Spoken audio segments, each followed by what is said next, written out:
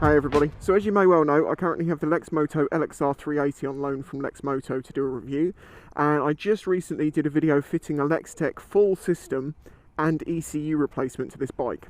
In this video I'm going to do a 0 to 60 test because I've already done a 0 to 60 test of the stock system, stock ECU, so we can see what the power gain is. Oh, and also the Baffle's currently out because I want to do some sound runs, and I didn't want to have to try and take a hot Baffle out, so we're going to have to go Baffle out first.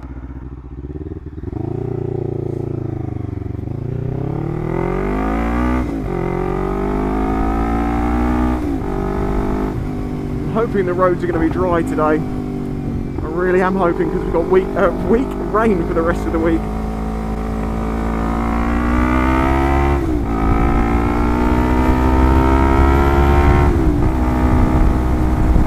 So as I say, Lextek sent me the exhaust to fit to this bike and the ECU to test it out. Now, to my understanding, this ECU is claimed, or they believe it should add, with the exhaust system, about 9 brake horsepower, which obviously on a bike which is reporting to have 40 is quite a big percentage. Now, the problem is, of course, people will say, well, has it added 9 brake horsepower more? And I'm like, well, I'm not a human dyno and I don't have access to one, but that's why I've done the 0 to 60 times.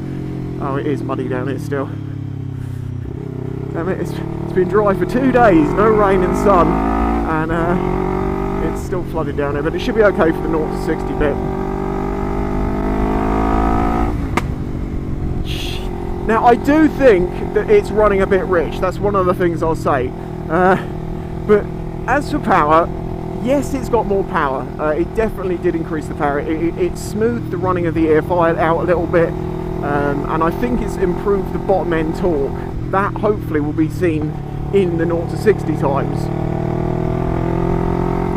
I'm finding that it's pulling out corners a bit better than when it was before, but of course a lot of the problem is what you feel and reality can be quite different, especially when the bike suddenly got an awful lot louder. I guess this will prove it or disprove it. I'm going to do a couple of goes to get the best I can. Okay, so now it's time for the 0 to 60 comparisons, but first we need a baseline, so I'm going to show you the best run I got using the stock exhaust and ECU.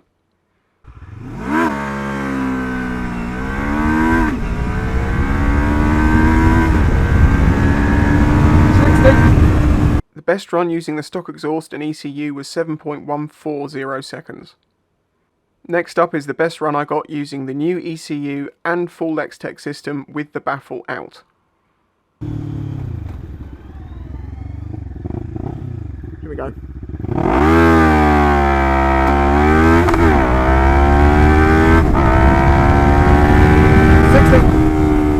So the best run using the full Lextek system, the new ECU and the Baffle out was 6.607 seconds. Now I was informed that this exhaust was developed with the Baffle out, so I was naturally curious to find out what the best 0 to 60 time would be with the Baffle in. However, I didn't want to just put the Baffle in and test it straight away. I wanted the ECU to have some time to get used to it being back in the bike. So what I did was I went off and did the flyby sound comparison you'll see later in this video, then came back with the Baffle in after I'd ridden the bike for a while to do this test. This turned out to be the fastest run. So this is the new Lextek full system, the new ECU, but Baffle in.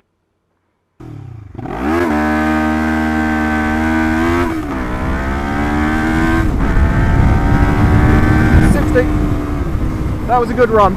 So with the full Lextek system, the new ECU and the Baffle in, we got our best time yet, and that's at 6.573 seconds.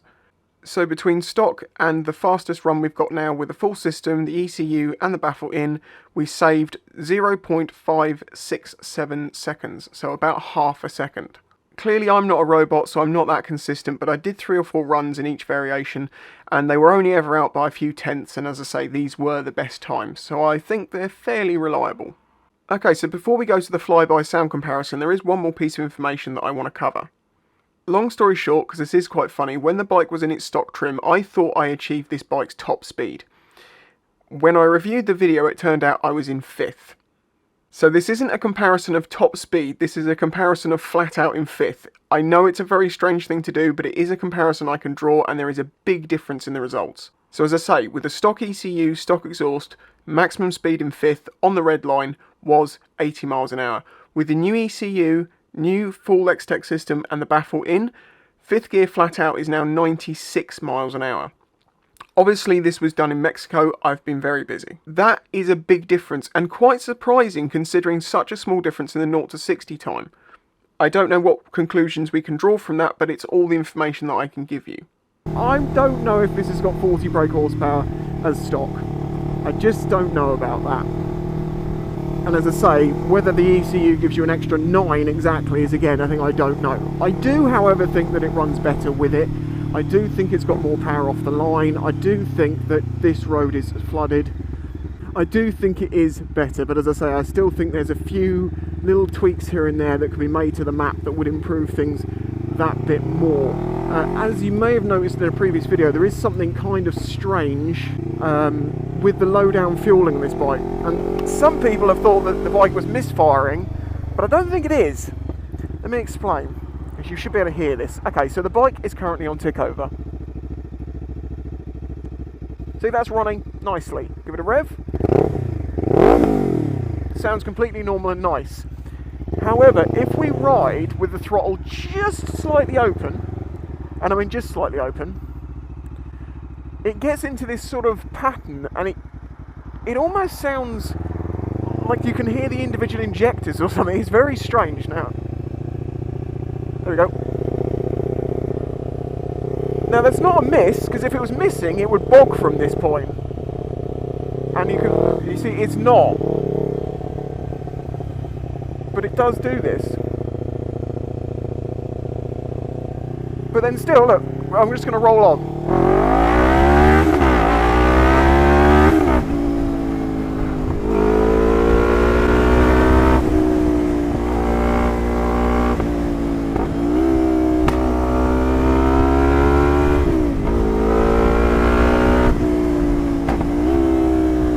I think that runs better, pulls harder out the corners and runs smoother with the new ECU than it did before.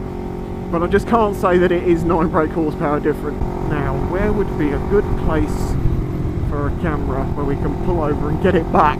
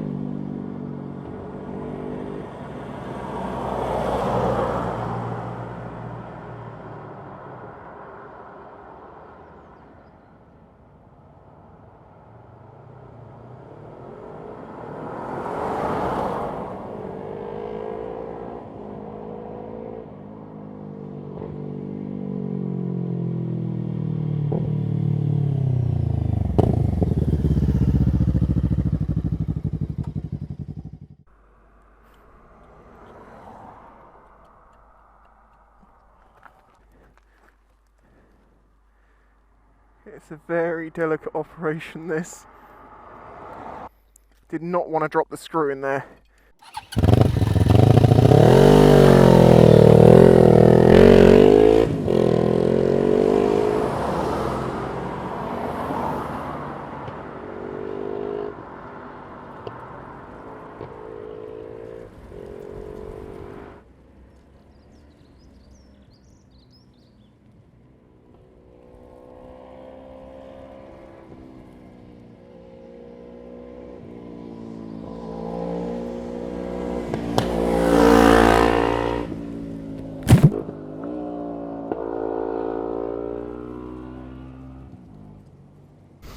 Oh no!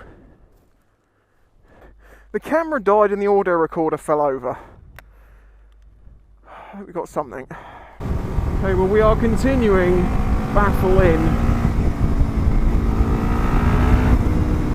And I'm starting to wonder, now I'm doing this very quick back and forth with the Baffle, whether this runs slightly better with the Baffle in. I don't know, maybe it's a perception thing. This is the problem. You can imagine, you know, it's like in an electric car, people say, oh, you don't notice how fast you're going because it's so silent, whereas if you're on, you know, a little 125 that's making a load of noise, you feel like you're going a million miles an hour. I know the best way of finding out the answer to these questions would have been get it on a dyno before and get it on a dyno after, but unfortunately there isn't one that close. It would have required, you know, dynoing it, taking it back home, do the bike work, then take it back, get it re-dynoed, and it will cost them quite a bit of money to do it. So unfortunately that wasn't really an option for me. Also, I don't think it's worth spending that much money on it yet, you know, to find out exact end figures until this ECU and its mapping is finalised. As I say, I think this is going to have some tweaks before it goes to the masses, and with recent world events, shall we say, I think there may be a bit of a delay in things getting to the masses. Just remember where all these parts are made. Now, as I say, because this is still sort of in development, there is a bit of another question to this, which is, if this bike has got 40 brake horsepower, and if that ECU adds 9 brake horsepower, they've put this bike into a position where it isn't A2 legal anymore. And that's obviously a little bit silly. Now, they've said they can make an ECU that would keep this bike to the A2 limits, but if what you're saying it had was before was 49, just make it 47. Forget the extra 2 brake horsepower and just remove that problem for anyone to worrying about it not being A2 legal. That would be my opinion on that. Or put it on the bike, get it independently dynoed, Lexmoto, Lextek, and see what the actual figure is. Because if you're gonna stick to the claims are that bang on, then, you know, as I say, you're putting yourself in a situation where it's no longer an A2 bike.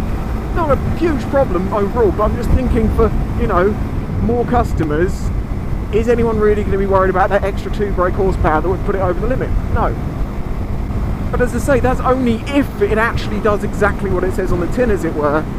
Because even if it's 2 brake horsepower off the suggestion, it's A2 legal again, so that's an issue. Something they'll have to, well, it's not an issue, it's just something they'll have to address and decide which way they want to go about it.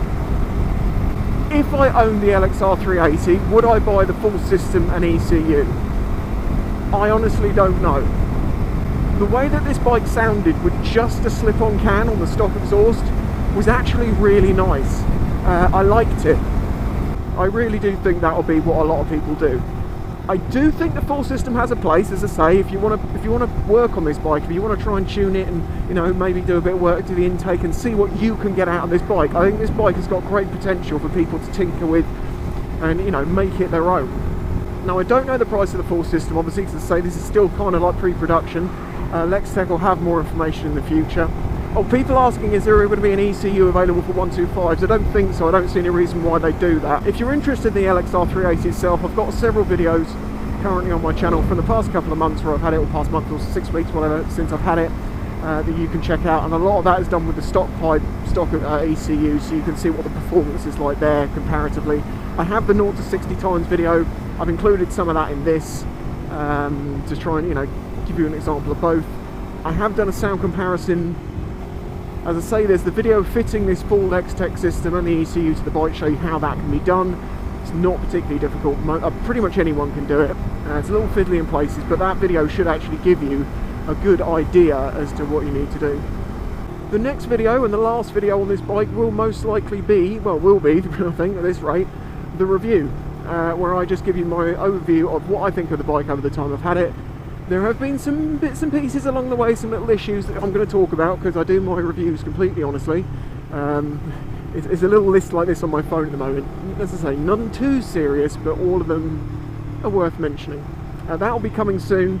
If you enjoyed this video, please remember to smash that like button. I'd really appreciate it.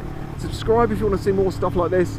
I work with lots of different bike manufacturers and lots of different things. It's pretty interesting. I love what I do. And it is, of course, only possible with the support of the people who watch the videos and my patrons. And if you want to become a patron, their names are going to go up the screen at the end of the video. Please consider joining. Links in the description. It is only $1 a month, and as I say, it's what makes making these videos possible. There we go. Catch you next time. Bye bye. If you enjoyed this video, please remember to hit the like button and subscribe to see future videos. This channel is made possible by the support of the audience. Please consider joining my Patreon to get early access to videos, questions answered in the monthly Q&A, your name on screen, and some exclusive content, all for as little as $1 a month. You can also check out the links in the description to my merch and other ways to directly support the channel. Thanks for watching.